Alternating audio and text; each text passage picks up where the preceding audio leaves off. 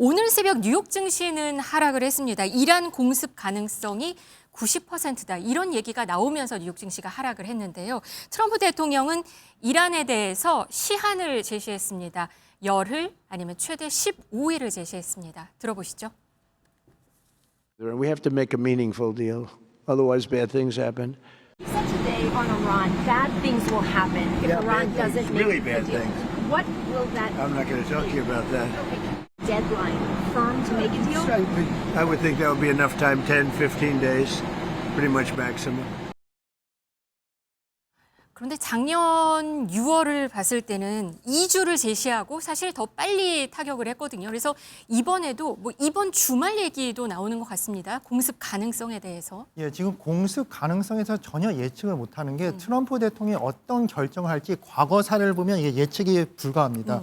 작년에 6월 21일 내 공습을 했는데 이란 핵시설을 네. 그 전전날인 19일에도 한 2주의 기한을 주겠다는 언급을 하고 그 다음 날도 2주를 언급했습니다. 네. 그 다음 날이 이제 21일 날 공습을 했기 때문에 이것이 그러니까 하루 뒤에 바로 공습을 했던 건가요? 예, 작년에? 바로 공습을 해서 아직까지도 논란거리입니다. 이제 네. 군사적 작전 차원에서 보면 적한테 기만 전술을 썼다 이런 의미도 있습니다. 네. 트럼프 대통령이 어떻게 보면 미국 군 통수권자잖아요. 네. 하지만 이제 대통령이라는 입장이 미국 대통령이라는 입장이 군 통수권자보다 더욱더 중요한 것은 외교 수장의 의미인데 네. 외교적으로 이것은 기만 작전은 이제 용납이 안 되는 문제거든요. 그래서 아직까지 논란거리가 있는 것 같습니다. 그래서 네. 지금 현재에서도 이제 트럼프 대통령이 이제 보름, 15일, 또 10일 이렇게 기한을 언급을 하고 협상이 진행되고 있는데 이런 상황에서도 이란이나 전 세계가 이 공습이 언제 시작될지 그리고 과연 전면적으로 이게 공격이 늘어날지 이거에 대해서는 전혀 예측을 할 수 없는 상황인 것 같습니다. 네, 이미 중동에는 항공모함 전단 등 이게 엄청난 군사력이 이미 지금 배치가 됐다고요. 이라크전 이후에 최대 전력이라고 합니다. 그렇습니다. 이라크전 이제 2001년 9.11 테러 터지고 오사마 빈라덴을 잡으려고 하다가 갑자기 이라크의 사담 후세인을 공격하는 이제 이런 패턴이었잖아요. 네. 이제 그때 당시 2003년에 투입했던 미국의 병력 이후의 최대 규모가 지금 중동, 특히 네. 이란 주위에 가 있다 이렇게 보시면 될 것 같고요. 지금 보시면 크게 한 3가지 정도 시나리오가 언급이 돼 가고 있거든요. 네. 첫 번째 시나리오는 정밀 타격 시나리오입니다. 그런데 이것이 굉장히 힘들어 보이는 것이 이제 베네수엘라나 기타 다른 나라들과 좀 다르게 중동이라는 특수성이 있지 않습니까? 그래서 정밀 타격만 하고 깔끔하게 끝나지는 않을 것이다라는 이제 전망이고요. 두 번째는 핵심 지도부 몇 명만 제거를 한 다음에 네. 이란은 그대로 두고 정권도 그대로 두고 몇 명만 제거한 후 그냥 미국이 원하는 핵 프로그램 완전 폐기의 딜, 협상을 이어가는 이런 시나리오도 함께 있습니다. 네. 그리고 세 번째 같은 경우에는 아예 그냥 정권을 무너뜨리는. 근데 이게 쉽지가 않은 것이요. 그 나라의 정권을 무너뜨리면 미국이 이란을 책임져 줄 건 아니지 않습니까? 그렇죠. 그런 엄청난 그 아나무와 혼란 자체를 또 막을 수가 없어서 지금 3가지 시나리오가 모두가 다 힘든 상황이라고 볼 수가 있는데요. 더 큰 문제는 이런 겁니다. 이란 같은 경우에는 이 핵시설이라는 게 핵을 갖고 있다는 것이 거의 전부거든요. 그래서 일단 한 차례 타격을 하기는 했지만 나름 여기저기에서 나름 그 핵에 조금이라도 갖고 있는데 트럼프 대통령은 그마저도 완전 폐기하라고 하는 건데 자기의 전부인 것을 폐기하라고 하면 말을 듣겠습니까? 그러면 이란 쪽도 강력 반발을 할 것이고 그 반발 중에 하나가 이때까지 말로만 나왔었고 한 번도 이루어지지 않은 호르무즈 해협 봉쇄입니다. 앞서 그림에도 나왔었지만은 네. 이제 이란 사우디아라비아 요 사이에 있는 저기에 있는 저 해협 네. 굉장히 작은 해협이기는 하지만 전체 세계 원유의 30% 가까이. 그러니까 중동 석유는 다 저기서 두바이유는 네. 저기를 뚫고 나와야 지나가야 되는데 되니까. 네. 뭐 한 3시간 막은 적은 있다고 해요. 과거 역사상. 그런데 전격적으로 막은 적이 없었지만 만에 하나 트럼프 대통령이 정말 정권 붕괴를 목적으로 들어가게 된다면 이란은 무조건 저 호르무즈 해협을 막을 것이고 그렇게 될 경우 하루에 유가가 10% 오르는 것은 뭐 놀랄 만한 일도 아니고요. 놀랄 만한 일도 저 아니에요. 우려 네. 때문에 지금 연초 이후에 유가가 벌써 16%나 올랐거든요. 그래서 너무 저 이란 사태를 보면 낙관하는 분들이 많더라고요. 네. 또 타코하겠지, 아하. 트럼프가 빼겠지라고 하겠지만 네. 글쎄요, 이란 문제만큼은 조금 더 우리가 리스크 관리를 해야 된다 이런 말씀도 드리고 싶습니다. 지금 트럼프 대통령 영국에 대해서 인도양에 있는 디에고 가르시아 섬 모리셔스에 반환하지 말라라고 얘기를 했다고 합니다. 이란 공격을 위해서 필요하다. 이게 하루 만에 말을 바꾼 거라고 해요. 근데 아까 지도 잠깐 보셨는데 정말 미국 전력들이 지금 다 중동으로 가 있는 움직이고도 있고요. 그런 상황이거든요, 교수님. 예, 맞습니다. 그런 속에서 이제 디에고 가르시아 섬이 존재하죠. 이것이 미국, 영국 공군 기지가 있는데 이것이 이란의 테헤란 수도 테헤란과 5,200km가 떨어져 있습니다. 네. 그러면 미국의 전략 폭격기가 한 번에 갈 수 있는 위치라서 상당히 전략적으로 중요한 위치입니다. 네. 하지만 이게 국제사회에서 문제가 되는 게 이제 모리셔스.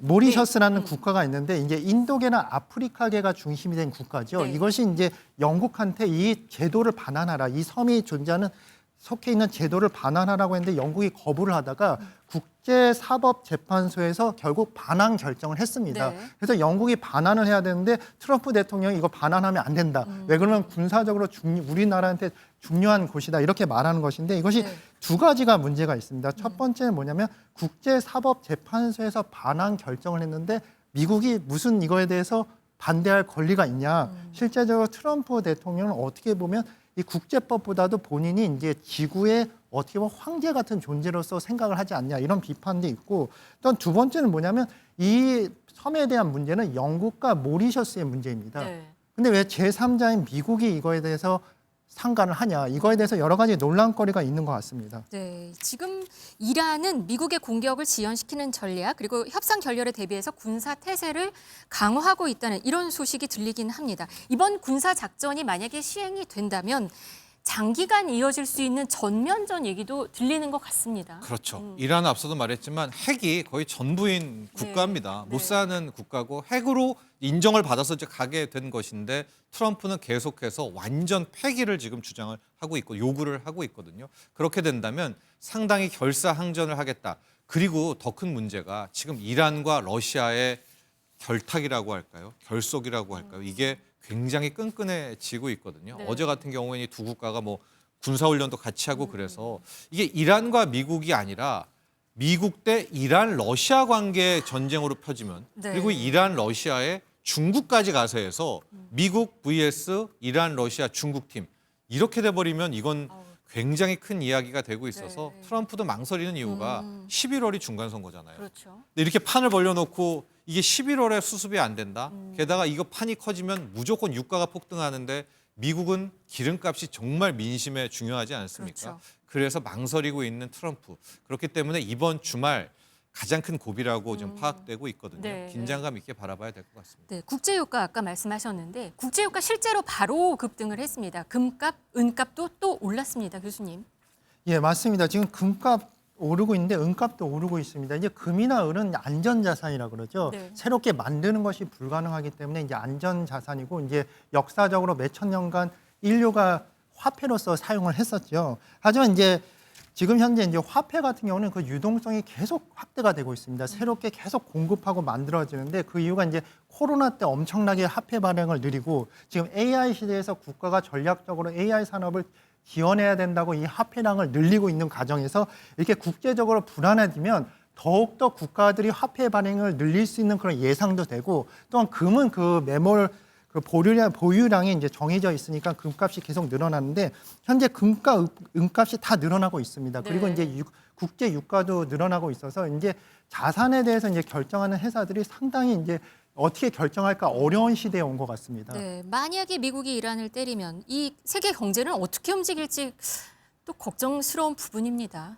세계 경제가 상당히 어려울 것 같습니다. 만약에 미국이 이란을 때리면 이 이란과 미국과의 문제는 아닌 것 같습니다. 네. 이란은 실제적으로 이제 러시아랑 상당히 가깝고 또 중국과도 연결이 되기 때문에 지금 현재 미국과 중국의 무역 경쟁으로서 무역 전쟁으로서 세계 경제가 몇 개월 전 약간 주춤을 했는데 네. 이제 두 번째 사태가 일어나지 않을까. 이렇게 되면 유가도 급증을 하고 여러 가지 우리나라 주식 시장에서도 안 좋은 영향을 미칠 거라는 것은 거의 확실한 것 같습니다. 네, 지금 사실 금값 얘기하니까 동계올림픽 시즌이잖아요. 사실 금메달, 은메달, 동메달에 대한 관심도 좀 높아지고 있는 것 같습니다. 근데 가격도 같이 많이 올랐겠다 싶긴 한데 금메달이 100% 순금은 아니라고 해요. 네. 식당에 갔는데 이제 금메달 받고 막 네. 이 깨물고 할 때 예. 거기 막 식당 사장님들이 저게 얼마야 막 그러시더라고요. 예. 실질적으로 금값, 은값이 너무 많이 올라서 그런 관심이 있는 것 같은데요. 네. 현재 시가, 현가 기준으로 금메달이 337만 원, 은메달이 한 200만 원 정도로 예상이 됩니다. 그런데 이게 말이 안 되죠. 왜냐하면 그렇죠. 지금 온스당 가격으로 보면 금이 8,000달러고요. 은은 5,000달러고요. 은은 80달러거든요. 그럼 당연히 금메달이 300만 원이면 은메달이 더 적거나 은메달이 200만 원이면 금메달은 거의 뭐 3천만 원이 돼야 될 것 같은데 네. 왜 그런가 봤더니 금메달은요. 이게 순금이 아니라 100% 정도 중에서 그러니까 500g을 기준으로 한다고 치면은요. 6g밖에 금이 안 들어가고 나머지는 은으로 쌓여져 있다라고 합니다. 네. 그래서 지금 금메달은 약 한 330만 원, 은메달은 200만 원. 실제 금은 가격보다 이 메달은 가격 차이가 적은 것이 금메달이 약간 순금량이 적다. 네, 이렇게 그래도 이해하시면 되겠습니다. 지난 파리 올림픽 때보다는 3배 넘게 오른 금액이래요. 그렇죠. 네, 왜냐면 네. 은값도 같이 올랐으니까요. 올랐으니까. 네. 네. 금반지 한도는 지금 101만 7천 원까지 갔다고 합니다. 그리고 금값 폭등에 일본 의원은 금배지를 교체한다고 합니다. 14K에서 은 도금으로 옮겨가고 있기도 한다고 합니다.